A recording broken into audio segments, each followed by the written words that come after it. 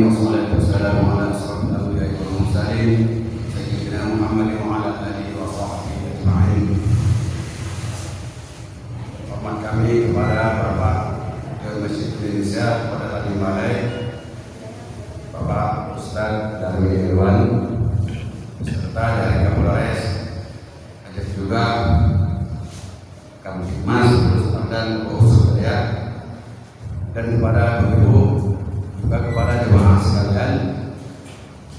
Terima kasih kita telah berhadir pada subuh berbahagia ini. Semoga nanti apa-apa yang disampaikan oleh Ustaz kita dalam tausiahnya, agar kita dapat meresapi dan memaknai apa-apa nanti yang diberikan oleh Ustaz tersebut. Semoga kita semua dalam keadaan sehat walafiat, amin ya rabbal alamin. Dan tidak memperpanjang lebar, kita lanjutkan saja ke yang berikutnya. Demikian saja kami sudah diberi taufik wal hidayah. Assalamualaikum warahmatullahi wabarakatuh.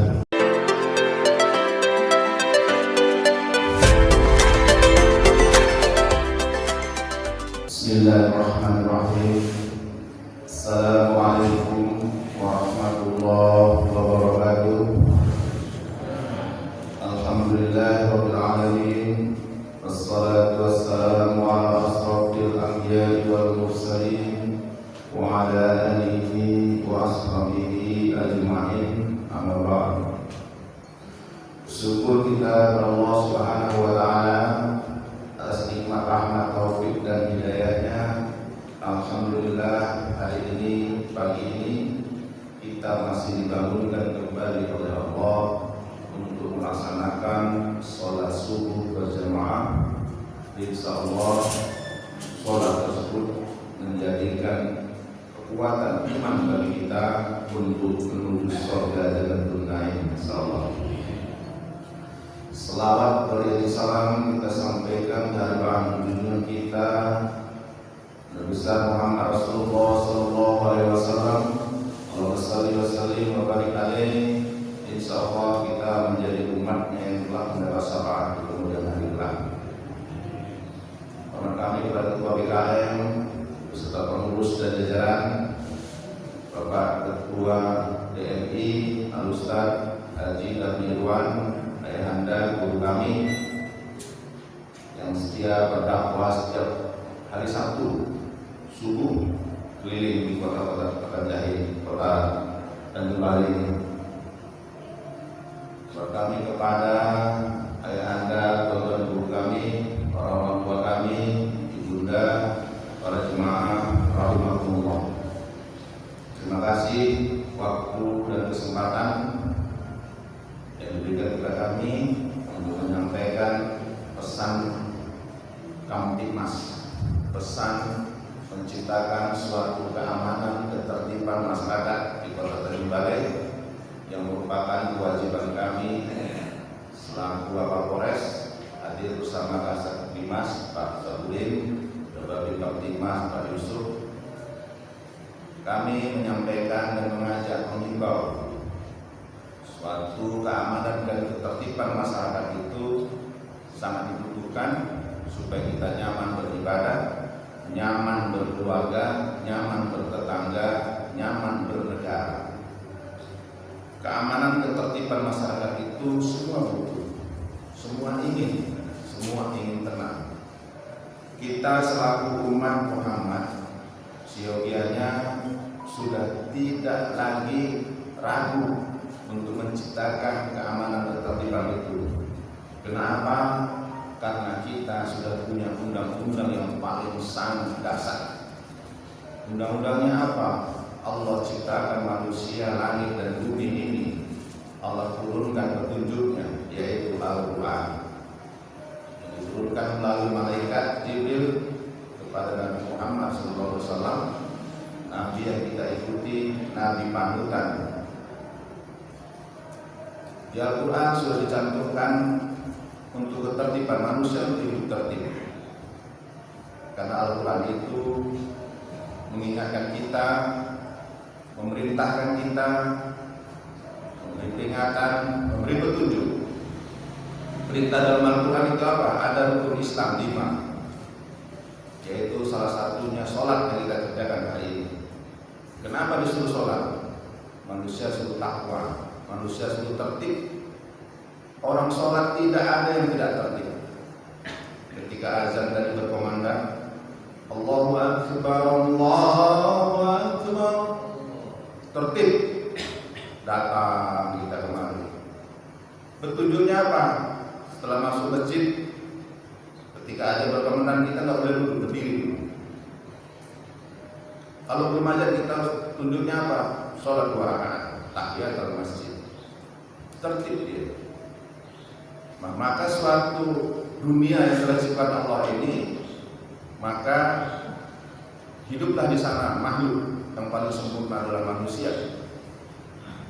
Manusia membentuk suatu negara. Negara kita adalah negara Republik Indonesia. Soekarno Hatta memproklamirkan kemerdekaannya pada tanggal 17 Agustus. Awal dari 17 Agustus itulah melahirkan kembali Undang-Undang Dasar 45 dan Pancasila. Undang-Undang Dasar 45, Pancasila, maka lahirlah namanya Undang-Undang Negara. Undang-Undang Negara apa? Salah satunya adalah Kitab Undang-Undang Hukum Pidana, Hukum 35 tentang narkoba, Undang Nomor 22 tentang lalu lintas. Nah, itu siapa penegak hukumnya? Itulah yang saya sampaikan. Kami ini adalah penegak hukumnya, menjalankan, mengawasi undang-undang dasar, undang-undang negara. Siapa yang mengawasinya? Polisi Republik Indonesia. Tadi undang-undang Allah diturunkan Al-Quran. Siapa yang mengawasinya? Siapa yang mengkampanyekan? Siapa yang mensosialisasikan? Yang mensosialisasikan adalah para ulama, para ustaz, para BKM. BKM itu polisinya Allah. Kenapa? Dia mengajak orang untuk tertib, untuk datang kemari, untuk sholat. Ada ART-nya. Bapak Ibu para jemaah STM, kita nanti hari ini sholat subuh. Untuk apa? Untuk mendengar tausiah dari Pak Ustadz. Untuk apa? Semua untuk tertib.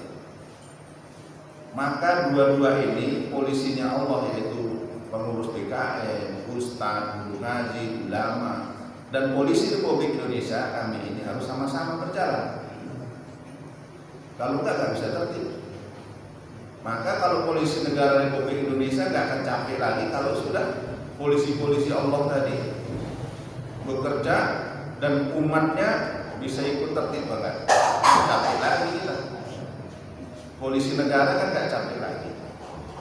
Kaitannya apa dengan undang-undang negara tadi, Bapak Ibu para jemaah rahmatullah? Hari ini fenomenalnya hidup bernegara. Ya. Berjalan pun kalau Bapak Ibu jemaah rahmatullah ke pasar sana pasti pusing juga. Kok nggak tertib? Orang saling mendahului, saling balap-balap kebun. Ganas, mau marah, mau emosi, tidak mau saling mendahului mengalah. Kenapa tidak tertib? Kenapa tidak tertib? Tidak patuh kepada hukum Allah tadi. Pasti dia kalau orangnya sudah sholat berjamaah, sudah tertib waktunya, tepat waktu, insya Allah dia pasti akan dikawal oleh batinnya itu di jalan keluar. Nggak akan lagi ngebut-ngebut, nggak akan lagi melanggar lalu lintas, nggak akan lagi takut sama polisi. Kenapa? Dia udah tertib. Orang udah pakai helm, sudah pakai masker, mana takut lagi sama polisi? Nah, itulah diharapkan Bapak Ibu para jemaah rahmatullah, kita bisa saling mengingatkan.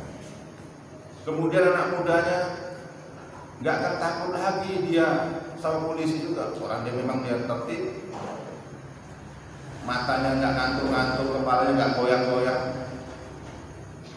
Padahal masalah kehidupan manusia itu sudah diceritakan semua dalam Al-Quran.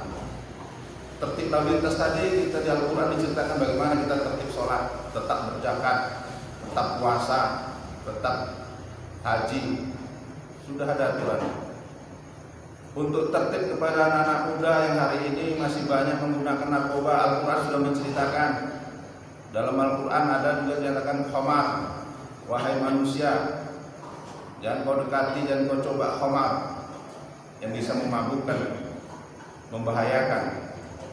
Kita bicara narkoba kemana-mana, tapi kenapa masih ada di sebelah LP itu jumlahnya ada 1.300 orang, 1.300 orang, 900 orang semua vonisnya kena narkoba. Ya, kenapa itu? Dia tidak tertib dalam hidup beragama. Kalau tertib dia hidup beragama kepada hukum Allah tadi Al-Quran, dia tidak akan mencicipi narkoba. Anak gadis tidak akan lagi ada keluyuran masuk ke kamar-kamar hotel yang tidak muhrim. Kalau dia sudah tertib dalam agama. Agama menyatukan umat untuk tertib. Agama meluruskan manusia untuk hidup tenang. Tidak perlu lagi nanti ada undang-undang negara. Cara mengingatkannya kepada kita semua, kepada anak kita adalah bagaimana memakmurkan masjid ini, mengaji, belajar Al-Quran, dan mengamalkannya. Bapak Ibu para jemaah rahimakumullah, miris rasanya ya, selama 1 bulan penuh bulan suci Ramadan, banyak hal-hal yang kami lakukan untuk menertibkan kota Tanjung Balai ini. Salah satunya adalah tadi tertib lalu lintas. Kami sekarang ada menahan dan menangkap sepeda motor itu ada 200 unit lebih. Dari 200 unit kendaraan itu semua digunakan adalah untuk kebut-kebutan. Karena saya perintahkan kepada anggota, pada teman-teman yang balap liar, yang kebut, tangkap, tahan kendaraannya. Dan nyatanya memang benar, orang yang kebut-kebutan itu dia tidak tertib administrasi. Rata-rata sepeda motornya knalpotnya seharusnya ke depan, lubangnya dibikinnya ke atas, jadi suaranya bisa merepet, bising orang. Kita sendiri sakit kepala. Kemudian suratnya ternyatanya tidak ada. Kenapa tidak ada? Hari ini sudah 24 Syawal. Karena saya katakan setelah hari raya Lebaran nanti kamu datang bawa surat-surat lengkap, bawa knalpotnya yang asli, mereka tidak datang.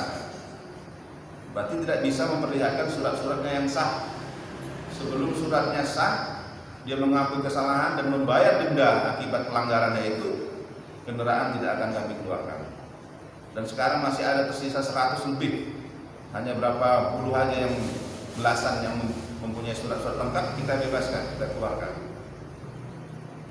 Demikian juga kami melaksanakan razia ke penginapan-penginapan sampai ke Batu Tujuh sana. Selama bulan suci Ramadan ada 9 pasang manusia yang bukan berikatan perkawinan, ya, bulan puasa semuanya KTP-nya mengaku Islam. Nah, tapi itu terjadi. Kalau dia tertib kepada Al-Quran, mengaji, sholat, dia tidak akan melakukan itu. Pasti tidak akan melakukan itu. Kemudian laporan pengaduan semakin banyak, ya. Sakit hati, tersinggung, caci maki di media sosial. Yang tak penting melapor, tersinggung. Pak polisi, saya sudah dimaki-maki. Di mana? Ini aduh statusku. Kalau pula katanya aku berdua sama laki ini orang, nah, tersinggung dia. Dipelajari kenapa dia menulis itu. Rupanya sebelumnya dia juga menulis yang sama. Maka Bapak Ibu para jemaah rahmatullah, hati kita supaya tenang, supaya bisa hidup kita tertib, damai. Bagaimana caranya? Untuk selalulah memaafkan orang lain. Ya sudahlah, kalau ada orang musuh udah maafkan aja lah, hati kita tenang. Bagaikan ini, tembok ini, di situ ada besi keras, ada semen keras, ada batu keras. Tapi ada satu zat, ada satu benda yang bisa menyatukan mereka-mereka yang keras sehingga kukuh dan kuat. Benda apa itu? Yaitu air. Kalau nggak dicampur air ini semua nggak bisa bersatu, nggak bisa kuat tembok ini. Maka orang yang keras, orang suka marah itu kita bagilah dia kelembutan. Caranya bagaimana? Ya maafkanlah. maafkanlah. Kita mohon kepada Allah, gak usah serahkan sama polisi. Ya, polisi tiap hari ngurusi perdamaian orang itu, bertongkar dia marah. Kenapa? Tidak ada kata maaf lagi di hati kita ini satu sama lain. Padahal itu akan merugikan semua. Ya. Maka Bapak Ibu para jemaah rahimakumullah, melalui mimbar ini kami datang dari masjid ke masjid untuk menciptakan suatu keamanan dan ketertiban masyarakat. Itu tidaklah mungkin hanya Polri saja, tanpa bantuan kita semua, tanpa kerjasama kita semua.